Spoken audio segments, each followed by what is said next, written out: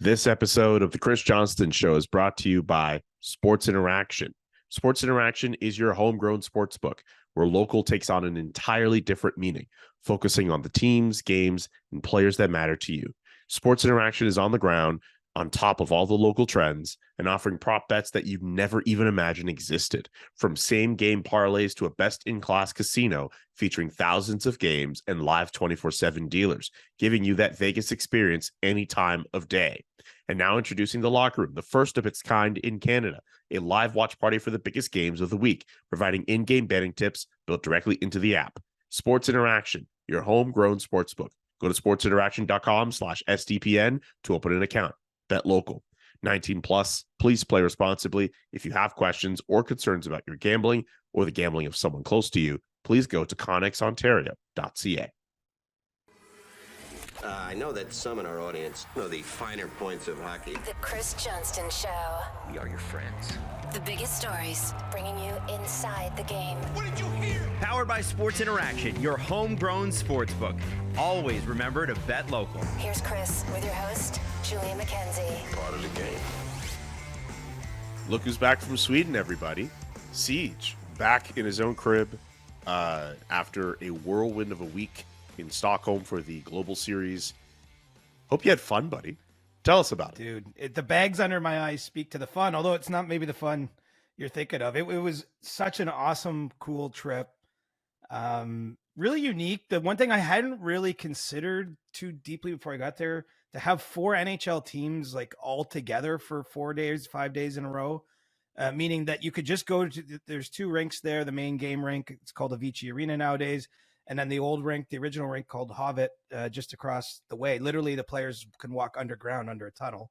And so you go and hang out for a couple hours. You know, you got the Wild practicing here. You got the Senators doing their morning skate here. The Red Wings are hanging out. Like, it was the closest I could get to when I've been around those big tournaments like the World Cup or the Olympics, World Championships, where you have all the, just like everywhere you turn, you're just bumping into Hockey Hall of Famers and, current players and all that. And then to be in a hockey country like Sweden, the atmosphere around the games was just top notch. Like, it didn't feel like, from an event standpoint, I mean, the games themselves, like if you just watch on TV, you might be like, oh, sloppy game or whatever. It wasn't the best NHL game, but like the event, it was elevated certainly from a normal regular season time. And so it was quite something. I'll tell you, I've traveled a fair bit in my time and been to Europe a whole bunch over the years, but I've never had jet lag like this week, where there wasn't one night that I was there that I slept through the night.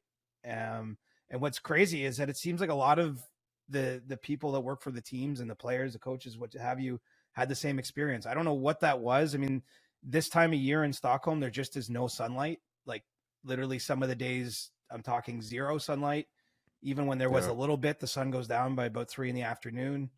And so I wonder if it was just sort of a lack of light that had my body clock all off, in addition to the travel and the time zones and that. But that's not a complaint. It's just an observation. It's something everyone, especially those that had to play the games, had to battle through. And we had 4 1-goal games there. Pretty compelling storylines with, William Nylander probably being the biggest star of the 4 teams on the ground, and then also starred on the ice. But it was also so cool to see like Daniel Alfredsson, Nicholas Lidstrom, Peter Forsberg, Marcus Naslund, Matt Sundin, even Nicholas Kronwall. Like, so many former NHL players and so many great NHL players were just like hanging around, bringing their kids around. Truly, honestly, it'll be something I remember through my career. Like, it was unlike anything I've personally experienced in my time covering hockey and covering the NHL, and really grateful I had a chance to be there. You did mention very briefly the World Cup. I'm going to get to some international competition talk at some point in the show. I have some questions. It is Ask CJ Day since it's Monday, so we'll get to that as well. But I would love to know, during your time in Sweden, what were some of the more compelling storylines to talk about that you got to see up close? Just anything that really stood out to you during your time in Sweden. Well, I mean, I'd be missing I wouldn't be doing my job if I didn't just say William Nylander at this point in time. I mean, yeah, as journalists, we're looking for a story. This is a story that found us and had hit us over the head 17 times. I mean, you're talking about a guy who's walking red carpets at the Borja preview. He's got his whole family there. He's going on this show called Bianca in a tank top, talking about his love life, having his. And he admitted to like sending nudes or something. Like that was Yeah, one of the questions that was asked. Apparently there's a game because there's other guests on it, and there's a game where the other guests are there, and actually everyone has a drink, and they say like, take a drink if you've done this. And so it wasn't that he brought that up. It's just he took a drink when that was asked. Did all kinds of what we would call traditional media in terms of talking to people like me, one-on-ones with the Swedish reporters. He appeared with Matt Sundin at a fan fest event, like in public. He did an autograph signing where they lined up for like 3 blocks. Like he does, and plus he's got all his family and friends around, and then has the performances he does in the games. I mean, this is a guy who's got a point in all 17 games this year, who's in a contract year, who gets a chance to play 2 NHL regular season games in his home city, his home country, puts up 5 points in those games, including the overtime winner, wins a Rolex for the first game, probably should have won the Rolex for the second game, with no disrespect meant to Morgan Riley. But I just think that, I'm like, the man has 2 wrists. Like, you could have given him the second Rolex. But I love that. He has 2 wrists. And I got to say, quite honestly, and I'm sure we'll get into the contract stuff and everything, the one thing that hit me over the head, I was in the corner after the game against Detroit, the first game the Leafs played there, and I just watched William in the stands with his family from a safe distance. And it was just, I was like, man, like, this is what it's all about. As much as we all will talk about goals and assists and contracts and Stanley Cup chases and playoff rounds won, and like, I mean, at the end of the day, the guy's there he had 91 friends and family at the game. He's in there. Both his grandmothers had just seen him play live in an NHL game for the first time. Nylander is one of 6 kids. His sisters are there, yucking it up with them. They even actually took over the NHL Europe Instagram themselves at one point. Like, you could hear his laugh. I'm not kidding, over everything. And they stayed there until all the lights were turned out in Avicii Arena that night, like just hanging out with each other in the stands. And I just thought, like, at the end of the day, this is what it's all about. I mean, as much as, of course, all those other things are important, and I'm not discounting them, and we focus on them on this pod as much as anyone else does. It was pretty cool to see him have that kind of star turn, to have everything in his life seemingly that we can tell just at 100% all in this one moment. And that was unquestionably for me that was the story of the whole trip for everybody, frankly. It's too obvious to miss. You know what's funny, actually? I figured unless you had something, I didn't necessarily want to just ask you about contract stuff, because it just seems like it's more or less status quo. It just seems like the personality, you're right. That was the big story of these last few days. And as someone who's not in that market, like, I don't really have a sense of what Willie is like to deal with as a media person. I just see like the memes like online, and maybe some people think of him as like a himbo or something like that. But like, I don't have any real. I was about to ask you more questions about, like, what dealing with Willie Nylander is like.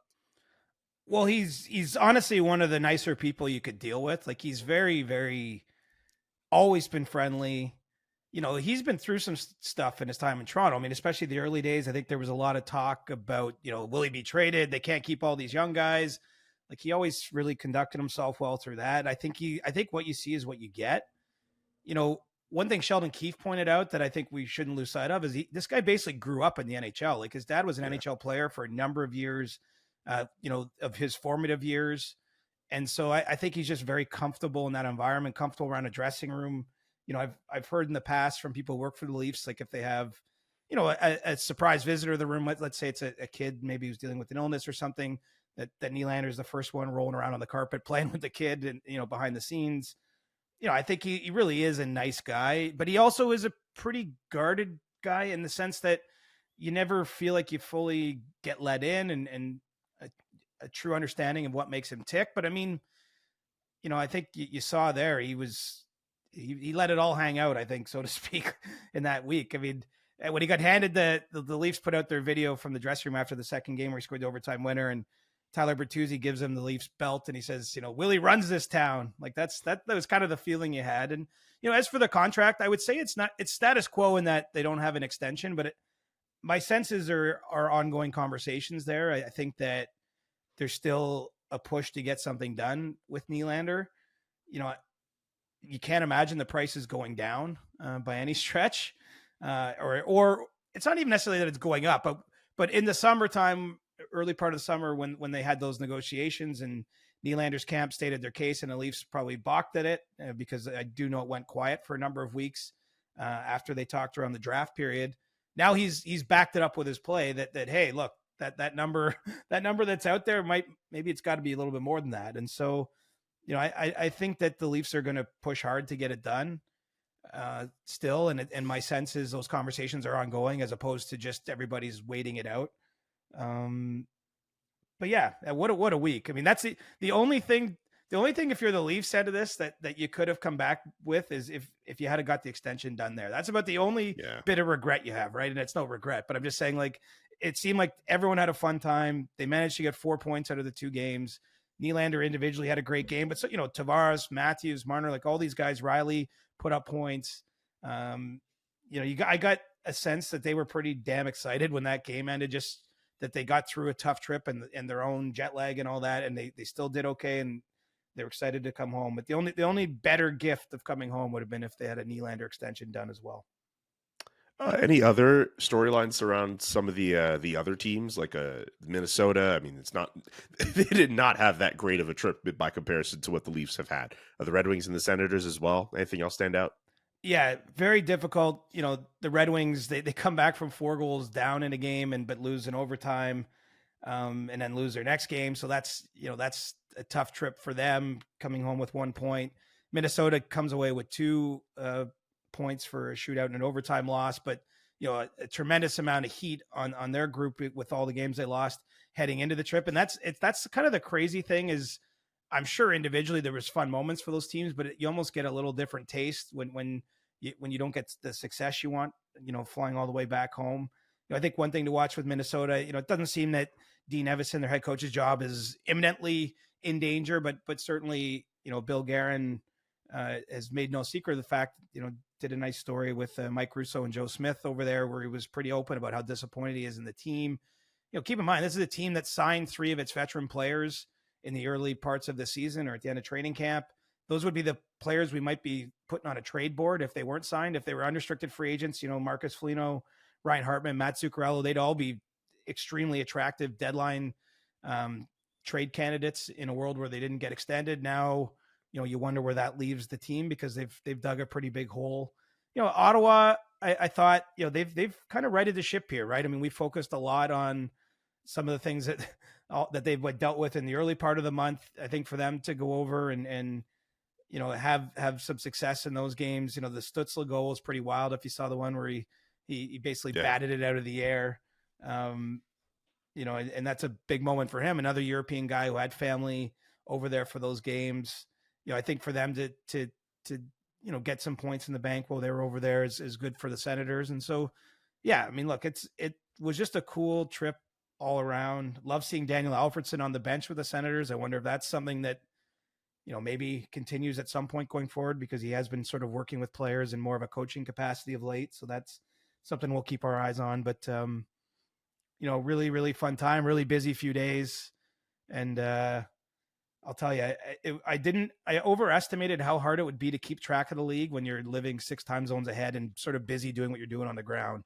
Like, there were days I woke up and I looked at my phone. I'm like, oh my God, there's still games going on. It was hard to, it felt like it was hard to tell the start at where one day started and the other one ended. But that's a sign of a good time, isn't it? Oh, yes. It seemed like you had yourself a very good time in Sweden. Just saying. Yes, sir. No, I mean, it wasn't like a crazy time like that. It was just, but it was so cool, man. I love international hockey. Like, I'm thirsting now for even more than I already have been for what might come when it comes to international hockey tournaments, other chances maybe to get to Europe and deal with our colleagues over there. I mean, there's so many great reporters working on that side of the pond that I call friends. And, that was a nice part of it too, if I'm being honest, just socially seeing so many of my Swedish and Finnish and, other country colleagues face to face again. Hold that thought, whatever thoughts you have on international hockey, because we will get to those on the other side of Sports Interaction. It's all part of the game.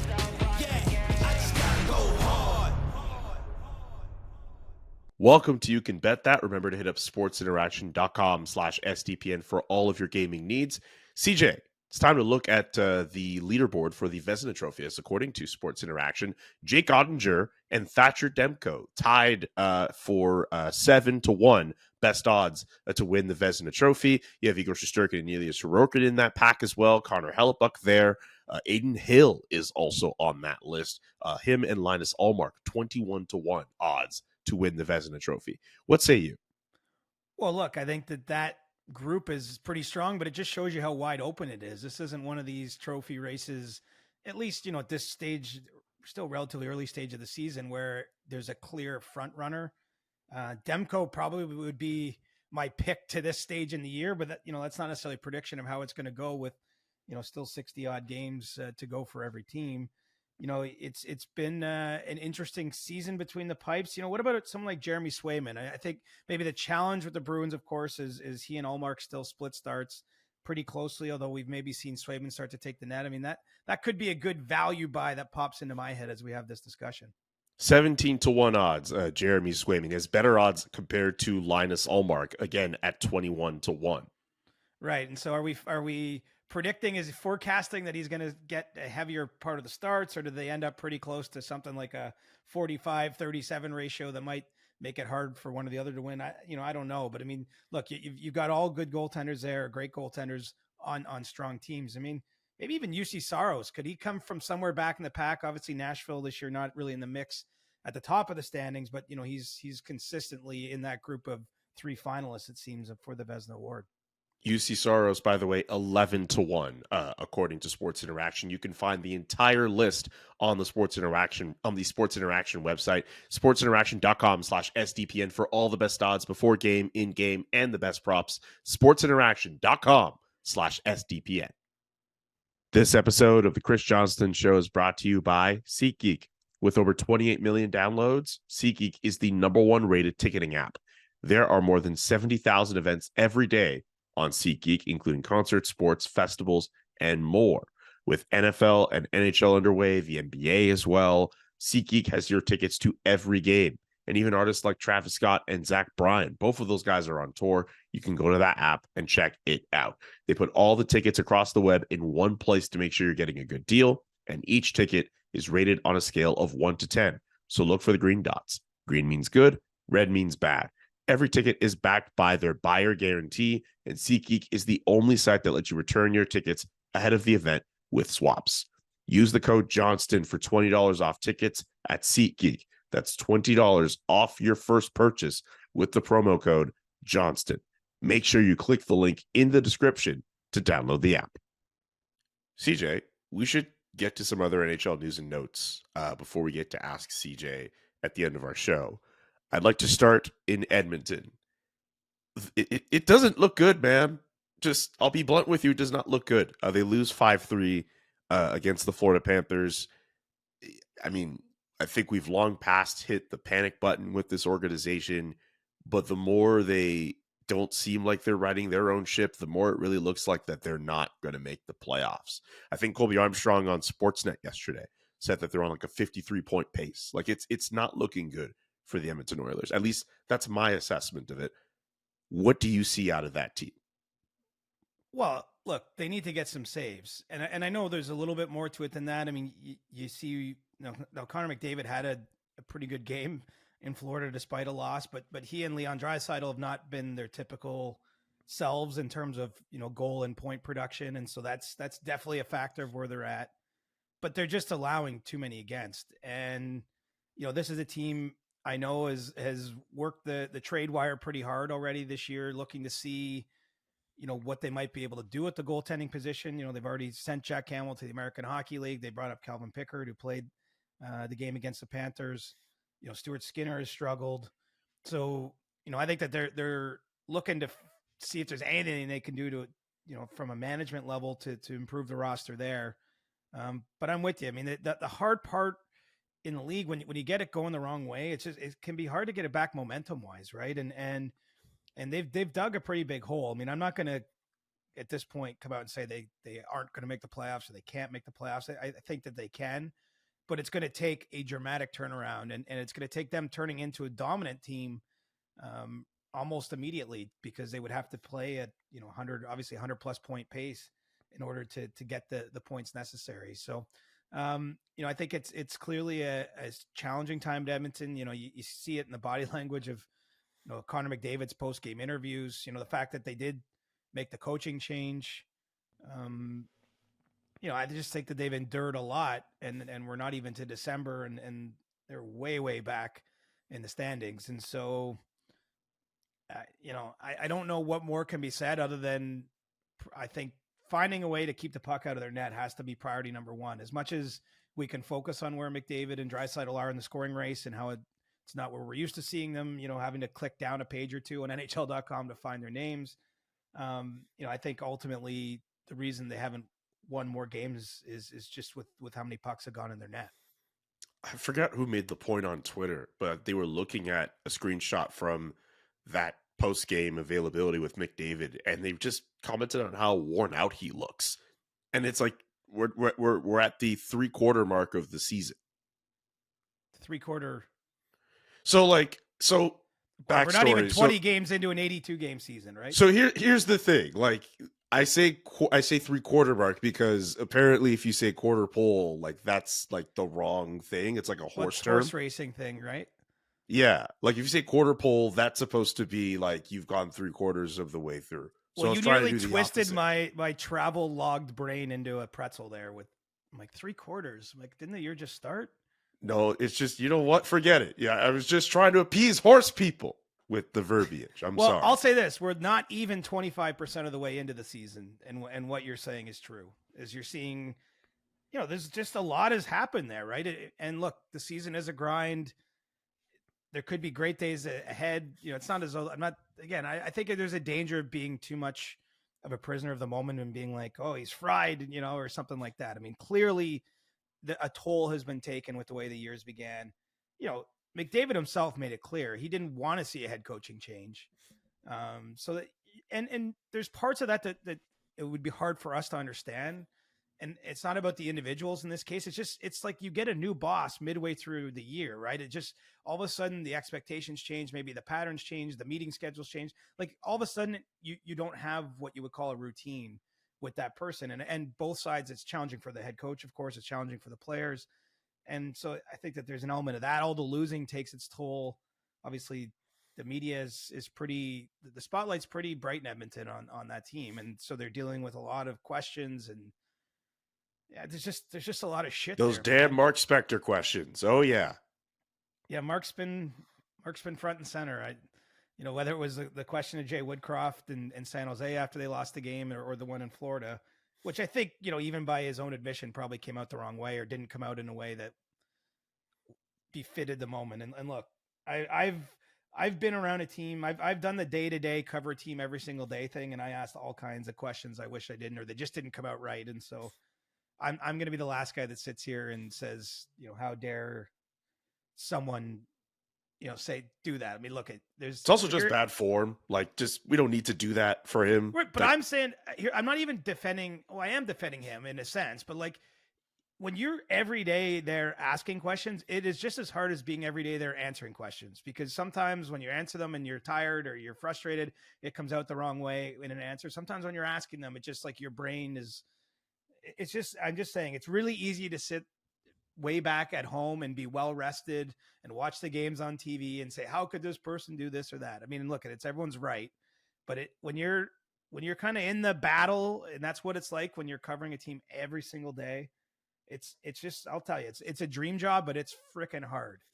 And, I did it for 6 or 7, 8 years in a row with the Leafs, where I went to every game, every practice, traveled, didn't sleep.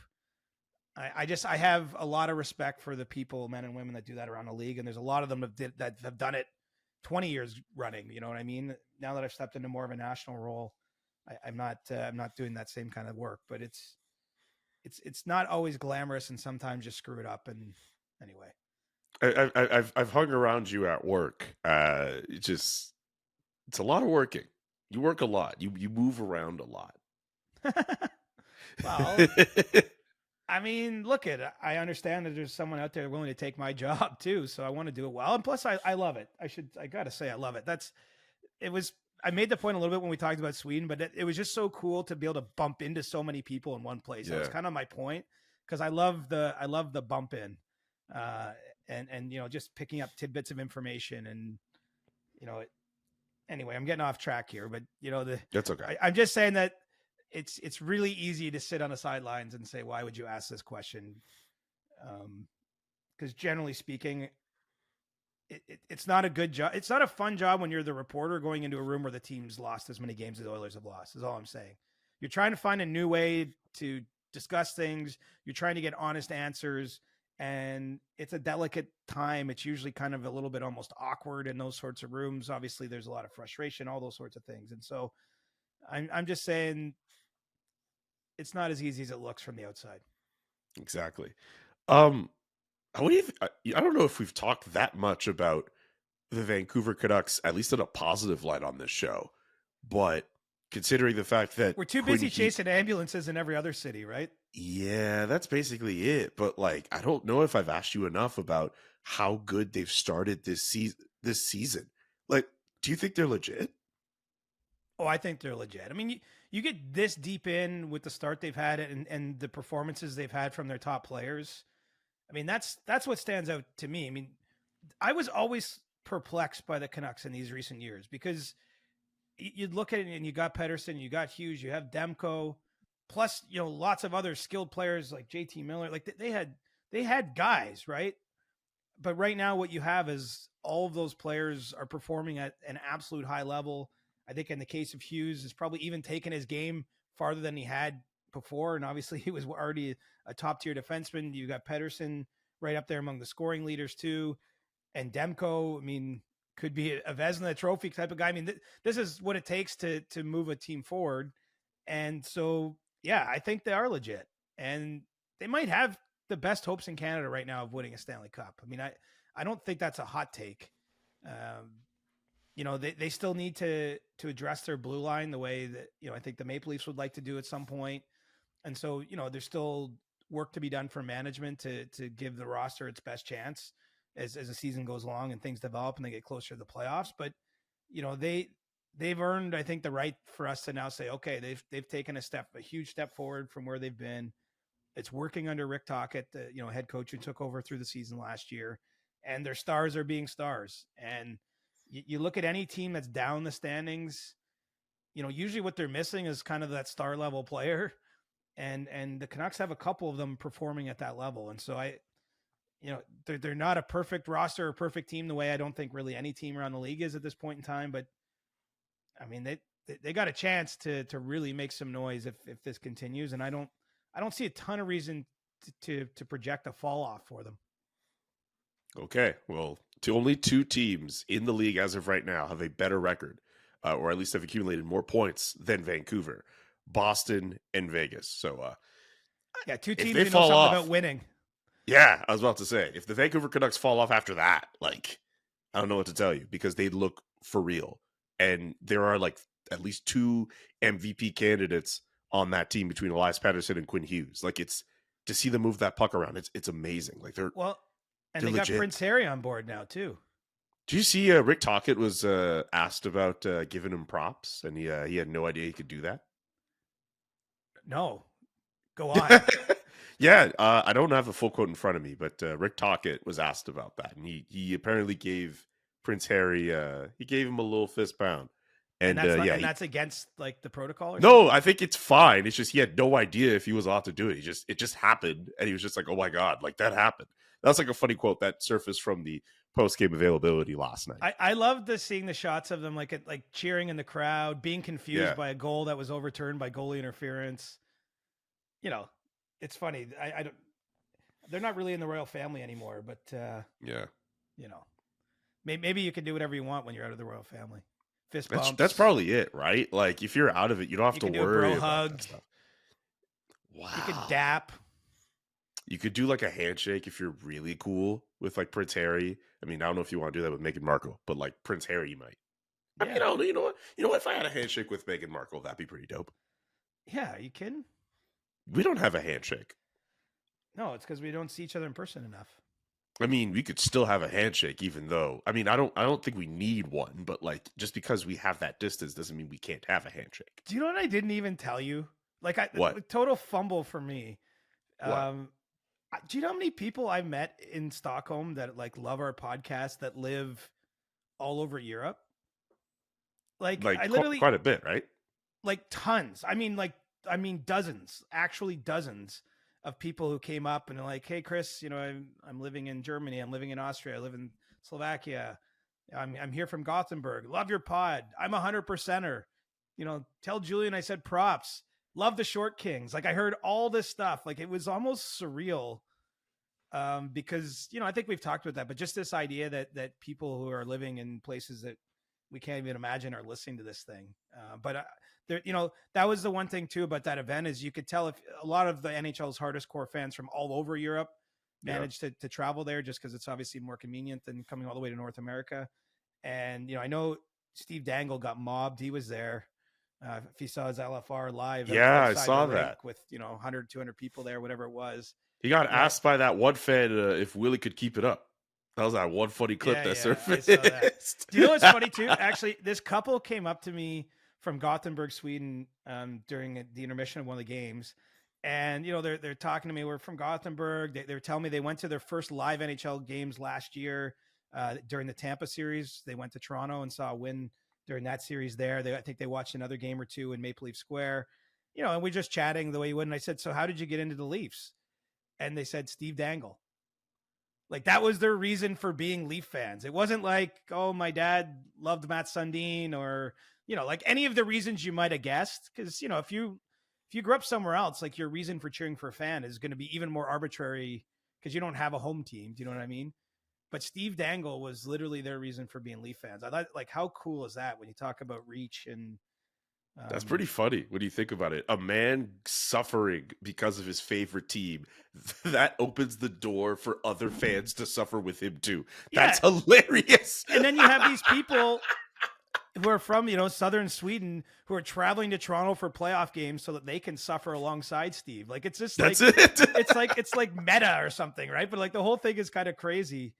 But I think that there's something to that. And so anyway, that was really cool though for our pod, and I'm sorry I didn't share that with you earlier. That just like how many people are out there listening and from like all over the place. I got to tell you, like for me, that's almost like more fuel. It just because it's obvious, if you live in Canada or whatever, that you might want to listen to our pod like ours. But we appreciate all of our listeners on various sides of the pond too. Yes, well said. Thank you to everyone. Imagine that we have 100%er in Germany. Like that's wild to me. I mean, it is wild. It's super cool. It's super fun. Imagine if we get more of those that they ask us to do like a live show in like Berlin or something. Well, no, we're going to go to the next global series and live it up there. That my dream with this podcast is that like when it gets to a point where like the big events are just happening, like we're both just there and then we just do shows there. That's my dream with this show. Honestly, in hindsight, we could have done that. We could have done that in this case. I didn't know that, but there was enough people there that it could have worked. I actually did even, Mike Russo and Joe Smith, they have a pod on the Athletics Network about the Minnesota Wild. They did a live show at a pub there, and I went and appeared live on it. They had like at least 200 people, like in Europe, showed up to a live show on a Friday night in Stockholm. Like you could have been doing anything else with your Friday night, but you showed up at O'Leary's pub and watched Joe and Mike do their thing, which I'm not. It was like a billboard where they were advertising their pod, like somewhere in Sweden. There's like a photo going around. But I'm just saying, like, it was that part was eye-opening. I didn't share that aspect of the trip. I was focused on like storylines of the teams and everything, but it was also cool on a personal level to have that kind of response. By the way, for those who listened to today's episode of the Athletic Hockey Show, you probably heard that excerpt of CJ on with Mike Russo. So unless there was another interview that you did, I assume you referenced. No, that's a different one. So it's a different one. Okay, yeah. So they did a live show on Friday night last week. And I was going to the Leafs Red Wings game, and I stopped by and did like half an hour on the way, like an hour and a half before the game or whatever. And it's a big pod week for you. I mean, I can't even keep track. Yeah, I was on the Leaf Report too with Myrtle yesterday. Yes, and there wasn't even Jonas Siegel there. I was from the Air Canada Lounge at Heathrow on my layover. But but anyway, they got 200 people into a live pod in Sweden. I just think like, wow, like sometimes the power of this microphone is even bigger than you can imagine. It absolutely is. One quick thing before we get to Ask CJ. There's been some discussion about the possibility of international best-on-best hockey in the coming years. One idea that's been floated around, a 4, maybe 6-team event, Canada, the United States, Sweden, Finland being involved. Does that sound like a cool idea? It seems like there could be some finishing touches being put on that, and the possibility of the World Cup and the Olympics kind of alternating every 2 years after that. Where are we at with international hockey and seeing NHL players compete in those events? Yeah, so February 2025, they're looking at a 4 Nations tournament. I don't think it's just an idea. I think it's well beyond idea stage in terms of planning. And, look, the league feels it can't have a Russian participation in the tournament on that short a time frame, given what's going on in the world. We've seen Russian athletes in all kinds of sports barred from participating as a country. So that's kind of partly, I think, what's informed this. It's also getting late to organize that sort of tournament. So I think if it's a 4 Nations tournament or whatever branding ends up being placed on top of that event, it would be seen as a stepping stone back into international hockey. No one's pretending it's as good as the full real thing, but it's better than what we've had for all these years where it's just been a blank calendar. And then, really the return to best on best hockey, you're looking at the 2026 Olympics, which, kind of seems far away, but really we're just talking 2 and a bit years from now. It's not that far. I mean, if that ever got ironed out and, that's still being worked on in terms of what kind of agreements would be in place for insurance and travel and all the things that would need to make it happen, that would get pretty exciting pretty quickly once that's confirmed, right? Because we wouldn't be too far out from projecting rosters and, whose stock is up and down and who's on the fringes of the US team and the Canadian roster and all of that sort of stuff. So, it feels like we're moving back into that period where international hockey is going to happen. The first step will be this smaller tournament, most likely, assuming everything gets done and dusted for February 2025. And then every second year from there, let's hope, because I'm at this point, it's very clear where my allegiances and desires lie. Like, I want to see regular international hockey. I think it just makes sense for the sport. I mean, look, we just come home from Sweden where they sold 13,000 plus tickets to 4 games in 4 days. Clearly there's an interest in lots of places around the world in the sport. And I think there's lots of cool things ahead on the international calendar. If we asked you to put together a mock Team Canada lineup for February 2025, would you do it? Yeah, I hate that, but I would do it. I remember back in the day, I was working at the Canadian Press and I was doing one every month for like a year or two leading into the 2010 Olympics. I mean, it's fun, but it's hard, right? It's very difficult. I guess it's easy in the sense that you really can't make a wrong choice with Team Canada because you can make 2 Team Canadas. So when you're deciding what the fourth line and the extra forward looks like, I mean, like you're putting all-star caliber players on that line either way. It depends on what the coaching staff and management want. It's good water cooler fodder kind of story, but I prefer not to do it just yet. We're still a ways away. Oh, we're ways away. I was just curious about that. Who's playing goal? It's not that great for Canada in comparison to other countries. It's not that it's not that great necessarily. I just don't think it's that obvious. I mean, think of it like the United States could put out Jake Ottinger, Connor Hellebuyck, Thatcher Demko, John Gibson might not even make that. Jeremy Swayman might not even make that team. Canada, it's like Jordan Binnington, Carter Hart, Logan Thompson, Aiden Hill. Those names aren't as sexy as what the U.S. might be able to put together. If the Russians were allowed to participate, that would be like Shesterkin, Sorokin, Vasilevsky. Like, right. Canada, in terms of goaltending, it's just, that's not, you say it's not obvious. It might not be that great. Like, is Marc-Andre Fleury the best option they have? No. News. You only need one goaltender in the net at one time who plays capably to win. So those other countries have 3 or 4 or 5 options that all look great, but they still have to figure out which one person can carry the load if they need. So, I mean, and it might still be better than whoever Canada puts out, but you have to play the games, right? Yes. And Aiden Hill did just lift a Stanley Cup with Vegas in pretty dominant fashion last spring. So, it's, I'm not saying, I'm not trying to hate on who Canada has. There's just not, it's not like the old days where you went into a tournament with like Martin Brodeur at his peak, or Roberto Luongo, or Patrick Waugh. Like, it's not as obvious as it used to be for Team Canada in sort of historically, but who would be the goaltender selected, Carey Price and Sochi, that kind of thing. Exactly. Anyway, time for us to get to some questions for Ask CJ. It is an Ask CJ Monday. Let's get to these questions. Let's try this one from Zach Smith 44 on Twitter. What happens first, a Nikita Zadorov trade or a William Nylander extension? Oh, that's a good question. I'm going to go with a William Nylander extension. So let's frame that. I assume a Nikita Zadorov trade. I'd be shocked if there wasn't a Nikita Zadorov trade by 3 p.m. Eastern time on March 8th, which is a trade deadline. So I'm essentially predicting or guessing that we're going to get a Nylander extension sooner than that. Okay. From Johnny Margarita, we've heard a ton about William Nylander, but what about 2 other pending UFA wingers who are off to good starts? Jake Guentzel and Sam Reinhart. Guentzel, I think certainly you're going to see him remain in Pittsburgh. I mean, he's kind of part of the fabric with that team. I know they wanted to let things breathe a little bit, see how the season started. The fact he's off to a good start, and remember, he was going to be injured. It was thought to miss a bunch of games at the start of the year, and he came back sooner than expected, and it started pretty well.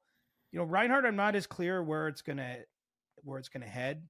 But look, Florida's a great place to play. It's a great team, and it's been a great fit for him there since coming over from Buffalo. So, I think that both are in positions for raises, much like William Nylander is.